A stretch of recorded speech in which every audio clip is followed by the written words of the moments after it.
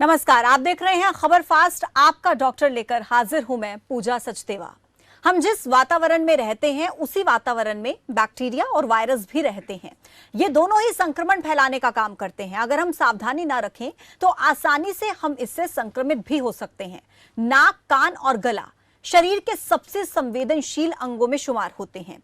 शरीर में जाने वाली प्राणवायु और भोजन को इधर से होकर ही गुजरना होता है। नाक और कान क्योंकि मस्तिष्क के सबसे ज्यादा समीप होते हैं, इसलिए उनके अस्वस्थ होने का प्रभाव पूरे मस्तिष्क पर पड़ सकता है। उपचार में की गई थोड़ी सी लापरवाही जीवन के क्रियाकलापों को असंतुलित कर देती है। कौन सी प्रमुख बीमारियां इससे संबंधित हैं और उनका उपचार कैसे किया जा सकता है, आज उस बारे में जानेंगे हम डॉक्टर सारिका वर्मा से। ईएनटी स्पेशलिस्ट हैं, हमारे साथ होंगे आज आपका डॉक्टर कार्यक्रम में और उनसे तमाम विषयों पर हम चर्चा करेंगे। लेकिन उससे पहले नंबर आपके टेलीविजन स्क्रीन पर फ्लैश हो रहे हैं, नंबर्स पर कॉल करके आप अपने सवाल पूछ सकते हैं। अगर आपको किसी भी समस्या के बारे में डॉक्टर से पूछना है, ईएनटी स्पेशलिस्ट हैं वो, आप उनसे अपनी समस्या के बारे में पूछ सकते हैं कि आखिर समस्या के कारण क्या है और उसका ट्रीटमेंट क्या हो सकता है। घर पर बैठे हुए आप इस कार्यक्रम से जुड़ सकते हैं। नंबर्स पर कॉल करके आप उपचार पूछ सकते हैं कि क्या हो सकता है आपकी बीमारी का समाधान और किस तरीके से आप उससे छुटकारा पा सकते हैं।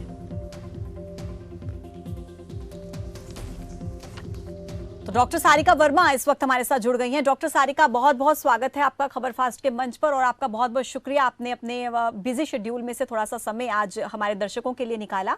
आपसे पहला सवाल डॉक्टर सारिका यही रहेगा, क्योंकि देखिए मुझे लगता है किसी भी प्रॉब्लम के सॉल्यूशन से पहले ये जानना जरूरी होता है कि प्रॉब्लम का रीजन क्या है।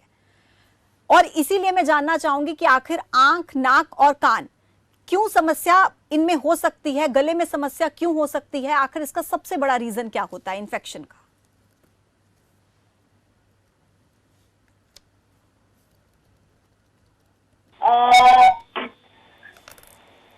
कोविड जैसा दिख रहा है, ये बहुत दिक्कत करता है। और ईएनटी के पास सबसे ज्यादा तो आजकल जैसे हम कह सकते हैं कि कोविड और कॉमन कोल्ड, एलर्जी, ये सारे पेशेंट ज्यादा आते हैं। ये कोविड के टाइम पे ईएनटी के पास सबसे पहले लोग सोर थ्रोट के लिए आ रहे थे, फीवर के लिए आ रहे थे और गले में दर्द के लिए आ रहे थे, जुकाम खांसी के लिए आ रहे थे, लॉस ऑफ स्मेल के लिए आ रहे थे। ये सारे कोविड के लक्षण जो है ईएनटी स्पेशलिस्ट ही सबसे पहले देखते हैं। इसके अलावा कान में कभी इन्फेक्शन हो जाना, कान में कोई वैक्स हो जाना, कान में दर्द होना, उसकी कई वजह होती है। नाक में छींकों की समस्या होती है, वो नाक से रिलेटेड होती है। नाक बंद हो जाना, नाक में रसोली या पॉलिप्स हो जाना, और गले में दर्द, ऑफ कोर्स कॉमन कोल्ड या सोर थ्रोट, फेरेंजाइटिस और टॉन्सिल में इन्फेक्शन। अगर आवाज में बदलाव आ जाए जो कैंसर का लक्षण हो सकता है, ये सभी जो है ईएनटी की बीमारियां हैं। और जो भी आप पूछना चाहें, feel free to ask me. जी बिल्कुल बिल्कुल। पहले दर्शक हमारे साथ जुड़ गए हैं फरीदाबाद से। बहुत स्वागत है सर, आपका नाम बताएं। ओम प्रकाश सेठी। हाँ जी बताइए सर, अपने टीवी का वॉल्यूम थोड़ा कम कर लीजिए प्लीज। टीवी का वॉल्यूम कम कर लूं? जी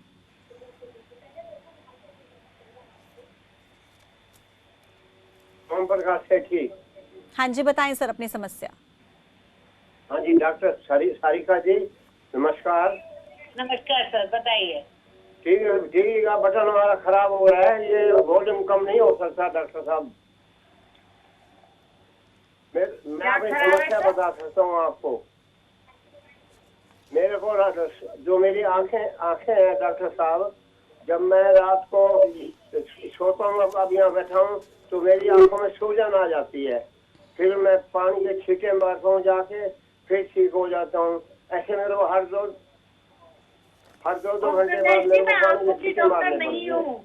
ओम प्रकाश जी, मैं आंखों की डॉक्टर ईएनटी स्पेशलिस्ट हैं। आप नाक, गले और कान से जुड़ी समस्या आप उनसे पूछ सकते हैं। ओम प्रकाश जी, आपका बहुत शुक्रिया, आप इस मंच के जरिए हमारे साथ जुड़े और आपने अपना सवाल किया। लेकिन जब आई स्पेशलिस्ट हमारे साथ जुड़ेंगे तब आप इस कार्यक्रम में जुड़िएगा।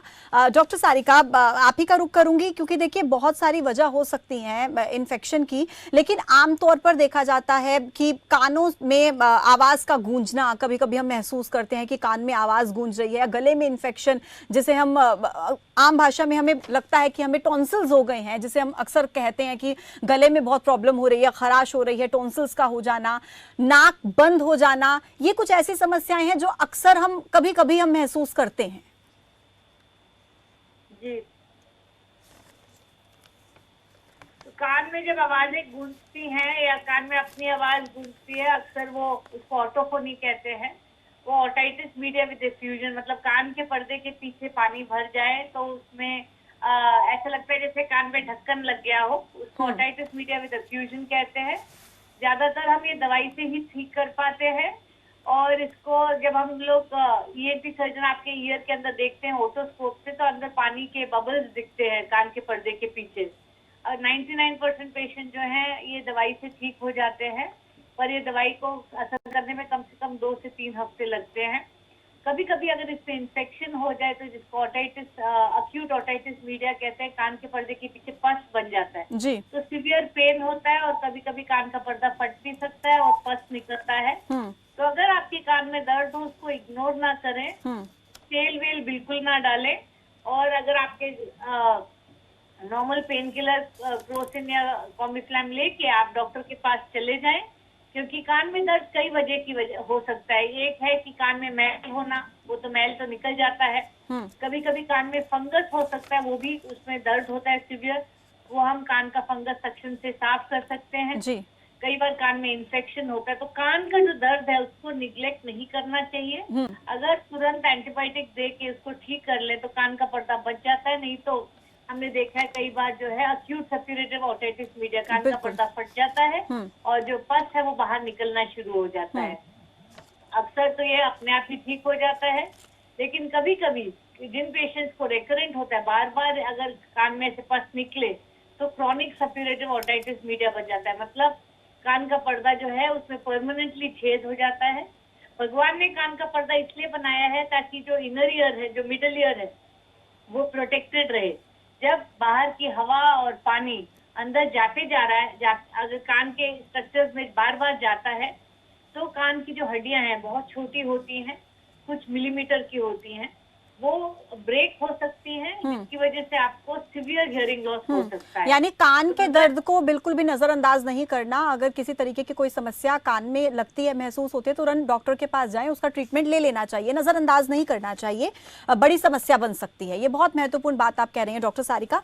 नेजल डिस्चार्ज को लेकर भी बात करेंगे। गर्मियों में आमतौर पर देखा जाता है, आम भाषा में जिसे हम बोलते हैं नक्सीर आना, नोज से ब्लीडिंग होना, नेजल डिस्चार्ज, उसकी क्या वजह होती है और कैसे उससे जो है हम निदान पा सकते हैं, कैसे उसको हम ओवरकम कर सकते हैं? एपिस्टैक्सिस या नेजल ब्लीडिंग जो है वो काफी कॉमन सिम्टम है, बड़ों में भी और बच्चों में भी। पर इनकी जो वजह है वो बच्चों में अलग होती है, बड़ों में अलग होती है। बच्चों में आमतौर पे जो लिटिल एरिया ब्लीडिंग होता है, जो नाक का एंटीरियर जो आगे वाला हिस्सा है, उसमें ब्लड सप्लाई 5 ब्लड वेसल से आती है, वो बहुत ही वैस्कुलर होता है। आप कई बार देखते हैं बच्चे नाक में उंगली डालते रहते हैं। नाक में उंगली डालने से या अक्सर ऐसे साफ करने से जो नाक का आगे वाला हिस्सा है उसमें छाला हो जाता है। उस छाले से ब्लीडिंग बार बार होती रहती है। अगर आप इस छाले के जो ऊपर खुरन जमता है उसको बार बार खींचते रहेंगे तो ब्लीडिंग बार बार होती रहेगी। इट्स लाइक दिस, अगर स्किन में आपको चोट लगी है और आप उसमें जो क्रस्ट बनता है, खुरन बनता है, उसको आप रहने दें तो ब्लीडिंग बंद हो जाएगी। लेकिन आप रोज ही उस खुरन को खींचेंगे तो खून बार बार निकलेगा। उसी तरह अगर नाक में चोट लगती है या नाक में उंगली डाल के छाला बन जाता है, उसके खुरन को खींचे ना। बार बार खींचने से ब्लीडिंग बहुत ज्यादा हो जाती है और फ्रीक्वेंट कई बार महीनों तक चलती है। तो इसलिए हम ज्यादातर, आप डॉक्टर के पास जाएंगे तो वो आपको एक ऑइंटमेंट देंगे या सिर्फ वैसलीन भी आप लेके उंगली में भर के ऐसे लगा लीजिए नाक के दोनों हिस्से में और ऐसे मल लीजिए, ताकि नोज में एक प्रोटेक्टिव लेयर जम जाती है और फ्रीक्वेंट ब्लीडिंग नहीं होती। दूसरा, जो ब्लीडिंग बच्चों, अगर मान लीजिए किसी को छोटा मोटा ब्लीड हो तो फर्स्ट एड उसका ट्रॉटर्स मेथड होता है। आज कई बार मैंने देखा है कि ब्लीडिंग हो तो कोई पानी के नीचे सर रख रहे होते हैं, ऊपर देखो नीचे देखो, तो इसका फर्स्ट एड बहुत स्टैंडर्डाइज और सिंपल है। अगर कभी भी नाक से खून निकले, अंगूठे और उंगली से ऐसे कस के आप नाक को बंद करके रखेंगे, आगे की तरफ झुकेंगे और मुंह खोल के सांस लेंगे। कोई मग या कुछ रख लीजिए, 2 कटोरा, जिसमें नाक मुंह से खून निकले भी तो उसको थूकते रहिए, नाक बंद करके मुंह खोल के सांस लेंगे, 7 मिनट घड़ी अनुसार आप इसको बंद करके रखेंगे तो कोई भी माइनर ब्लीडिंग है जो वो बंद हो जाएगी। बच्चों को भी हम स्कूल में सिखाते हैं कि नोज ब्लीडिंग के लिए this is the first stage, bend forward, press like this, मुंह खोल के सांस लें। तो ये एक चीज अगर आप सब आपके दर्शक अगर आज सीख रहे हैं तो बहुत अच्छा होगा कि फर्स्ट एड जो है ब्लीडिंग कैसे करना होता है। आप जब पेशेंट को लेटाते हैं या ऐसे करते हैं, खून जो है नाक से पेट में चले जाता है, गैस्ट्राइटिस कॉज करता है और थोड़ी देर बाद उनको बहुत जोर से उल्टी आती है जी। खून वाली उल्टी। तो इसलिए आपने कभी भी खून पेट में नहीं ले जाना है, आगे की तरफ झुकना है। बड़ों में अगर ब्लड प्रेशर के जो मरीज होते हैं उनमें जब ब्लीडिंग होती है उसको पोस्टीरियर ब्लीड बोलते हैं, वो काफी सीवियर होता है।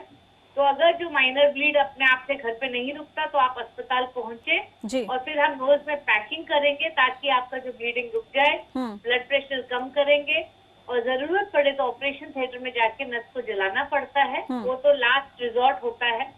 हमारी कोशिश होती है कि दवाई से और मेडिसिन से ही या नोज पैकिंग से ही ब्लीडिंग बंद हो जाए। बहुत बारीकी के साथ आपने डॉक्टर सारिका पूरी डिटेल्स को बताया। मुझे लगता है दर्शकों के लिए बहुत ज्यादा फायदेमंद होगा आज का ये पूरा का पूरा एपिसोड, ताकि वो देख पाएं और समझ पाएं। ओम प्रकाश एक बार फिर से हमारे साथ जुड़ गए हैं। ओम प्रकाश जी, मेरी आवाज आपको मिल रही है?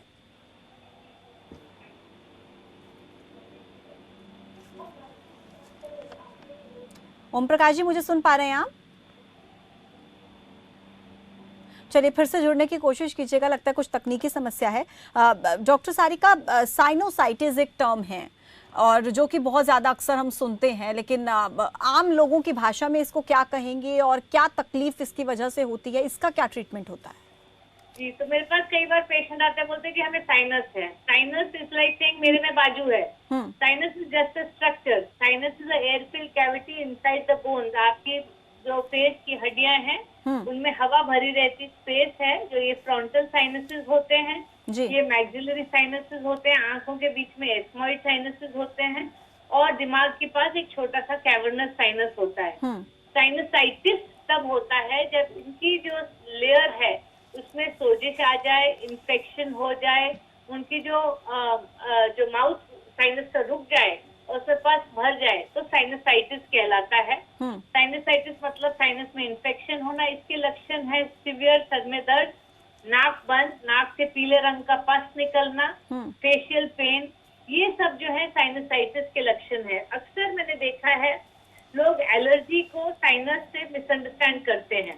एलर्जी क्या होती है? अगर आपको सुबह उठ के छींके आता, नाक से पानी आना, नाक में खारिश होना, नाक बंद होना, ये 4 लक्षण जो है एलर्जी के हैं। अक्सर लोग एलर्जी और साइनस में कंफ्यूज होते रहते हैं। एलर्जी बहुत टिपिकल होती है, जो बहुत छींके आना, नाक से पानी आना, नाक में खारिश होना, नाक बंद होना। और 5वां लक्षण होता है आंखों में खारिश, लालिमा या पानी निकलना।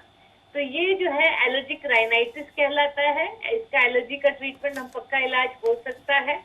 सबसे पहले तो अगर आप डॉक्टर के पास जाएंगे तो टैबलेट और स्प्रे दिया जाएगा, और अगर आपका एलर्जी दवाई से कंट्रोल हो जाता है तो अच्छी बात है। लेकिन अगर दवाई छोड़ने के बाद एलर्जी दोबारा आता है तो हम एलर्जी टेस्टिंग करते हैं और वैक्सीनेशन देते हैं, जिसको इम्यूनोथेरेपी कहा जाता है। 2 प्रकार की इम्यूनोथेरेपी होता है, एक होता है ओरल ड्रॉप जो सबलिंगुअल इम्यूनोथेरेपी होता है, और दूसरा इंजेक्शन के रूप में इम्यूनोथेरेपी जिसको सबक्यूटेनियस इम्यूनोथेरेपी कहते हैं। तो ये 2 प्रकार के एलर्जी का ट्रीटमेंट होता है, जिससे एलर्जी जो है जड़ से खत्म हो सकती है। तो साइनस और एलर्जी दोनों अलग चीजें हैं। ठीक है, ठीक है डॉक्टर सारिका। एक दर्शक और हैं, सुनील बहादुरगढ़ से। सुनील जी, स्वागत है आपका। जी नमस्कार, पूछिए अपना सवाल।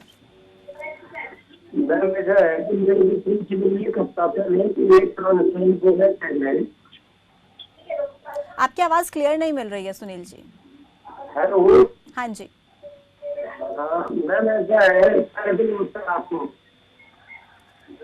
आप पीछे टीवी बंद कर दीजिए सुनील जी। टीवी बंद कर दीजिए। हेलो। हाँ जी। मैम, मेरे मुंह में कम से कम 10-12 दिन पहले एक कान से बिल्कुल सुनाई देना बंद हो गया। कितने दिन से सर सुनाई बंद हो गई एक कान से? सिर्फ 10-12 दिन से। आपने डॉक्टर को दिखाया? दिखा था, उन्होंने थोड़ा हमें तो वो दिया, वो ये टेबलेट वगैरह सी। आपने ईएनटी डॉक्टर को दिखाया था? उन्होंने कान के अंदर देखा था?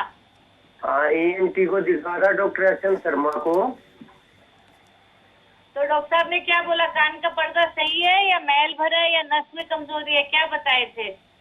उन्होंने सिर्फ एक ही बताई थी कि बोले आपका कान पे जो है ना पर्दे के ऊपर है, वो सिर्फ थोड़ा लाल कलर का हो रहा है और कुछ नहीं, रेड कलर का बोल रहा था।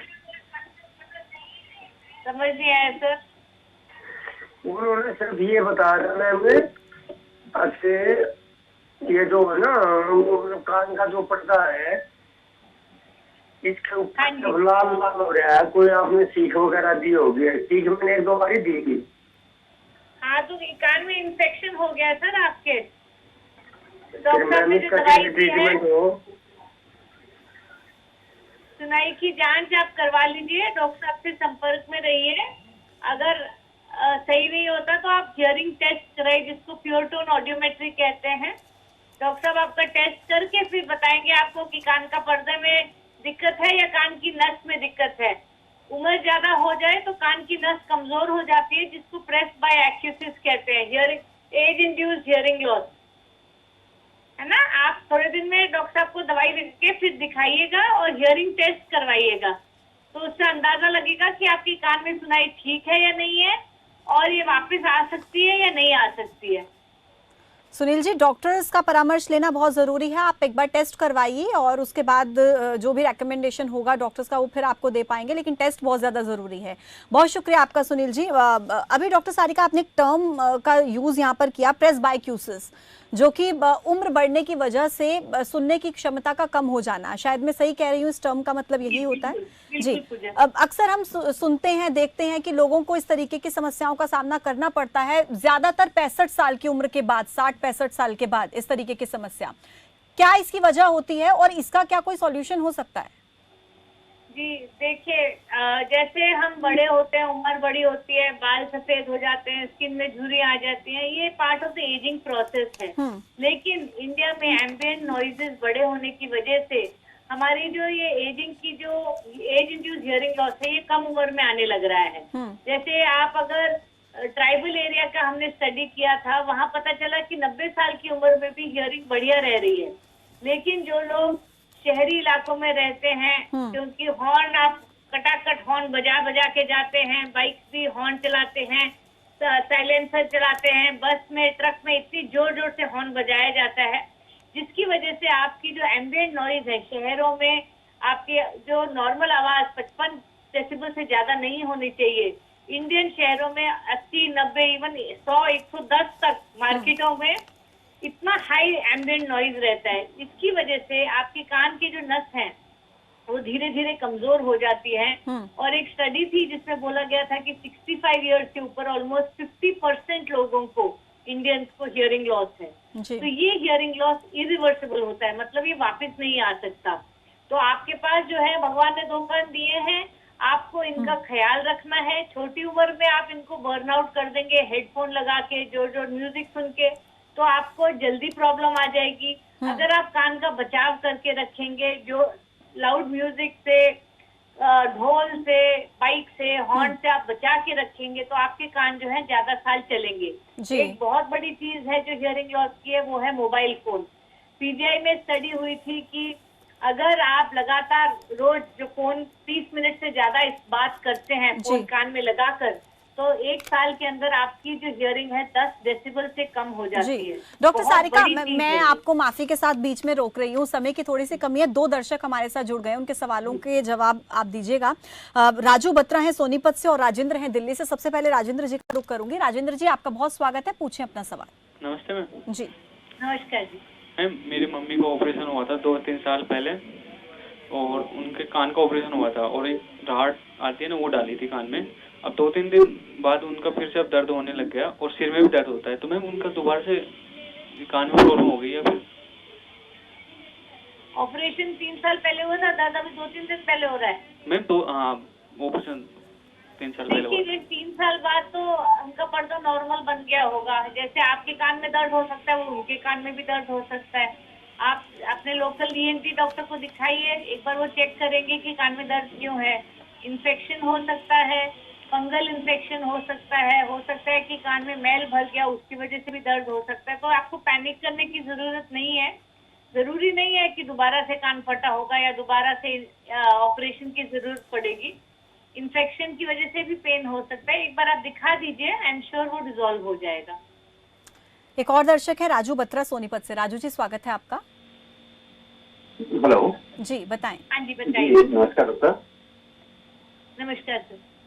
अच्छा, मेरा क्वेश्चन था, मुझे साइनोसाइटिस है, तो जब भी मुझे प्रॉब्लम होती है तो ईएनटी डॉक्टर मैं 2-3 चेंज कर चुका हूँ और उनकी कंटिन्यू दवाई भी की है 2-2, 3-3 महीने, और हिस्टाग्लोबिन के इंजेक्शन भी लगवाता हूँ मैं। तो उसके बावजूद भी छींके या एलर्जी कम नहीं हो पा रही, तो मुझे सजेस्ट कीजिए मुझे क्या करना चाहिए। आपने खुद ही अपना डायग्नोसिस बता दिया। पहले आपने बोला साइनस की प्रॉब्लम है और उसके बाद आप एलर्जी की ट्रीटमेंट बता रहे हैं ना। तो बेसिकली आपको एलर्जी की समस्या है। एलर्जी की समस्या के लिए हम एक एलर्जी टेस्ट करते हैं, बाजू पे दवाई लगा के। Complete allergy test by skin prick method किया जाता है। आप मेरी वेबसाइट देख लीजिए, allergydoc.in है। आप जाके अगर चाहे तो इसके बारे में थोड़ी जानकारी ले सकते हैं। हम एलर्जी टेस्टिंग करते हैं और एलर्जी टेस्ट करके इम्यूनोथेरेपी या वैक्सीन देते हैं ताकि आपकी एलर्जी जड़ से खत्म हो जाए। साइनस जो है वो इन्फेक्शन होता है, साइनसाइटिस, और एलर्जी जो है, जो छींके अगर आपको लगातार इतने दिनों से आ रही है, वो एलर्जी का लक्षण है। एलर्जी का पूरा ट्रीटमेंट पॉसिबल है। जी मैम, मैं कंटिन्यू दवाई करता हूँ 1-1.5 महीना 2 महीना, और फेस पे भी स्वेलिंग रहती है, पेन भी होता है फेस में। सर एक बार आप किसी ईएनटी को दिखा दीजिए, इसका इलाज पॉसिबल है। जरूरत पड़ेगी तो अगर सीटी स्कैन बोलेंगे तो आप सीटी स्कैन करा के दिखाइएगा।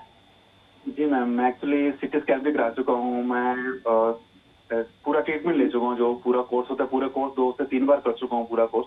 उसके बावजूद भी मुझे फर्क नहीं होता। उसके बावजूद भी जैसे मौसम चेंज होता तो मुझे दिक्कत होती है। तो आपको एलर्जी का ही समस्या है सर। आप एलर्जी टेस्ट करा के इम्यूनोथेरेपी शुरू कराइए, आपको डेफिनेटली रिलीफ मिलेगा। जी जी, thank you ma'am. Thank you. Doctor Sarika, क्योंकि साइनोसाइटिस की बात हो रही है, एक आखिरी सवाल आपसे पूछूंगी, क्या सालों पुराना साइनस का प्रॉब्लम भी क्योर किया जा सकता है?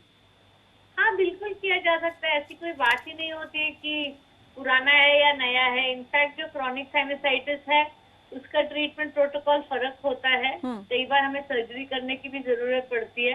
But we have to understand surgery हम किस लिए करते हैं। साइनस का ऑपरेशन जो है, अगर नाक में पॉलिप्स है, इसलिए हम सीटी स्कैन करके देखते हैं। पहले एंडोस्कोप करके देखते हैं और उसके बाद सीटी स्कैन देखते हैं कि साइनसिस के अंदर जो ओपनिंग है उनकी किस तरह खुली हुई है या बंद है।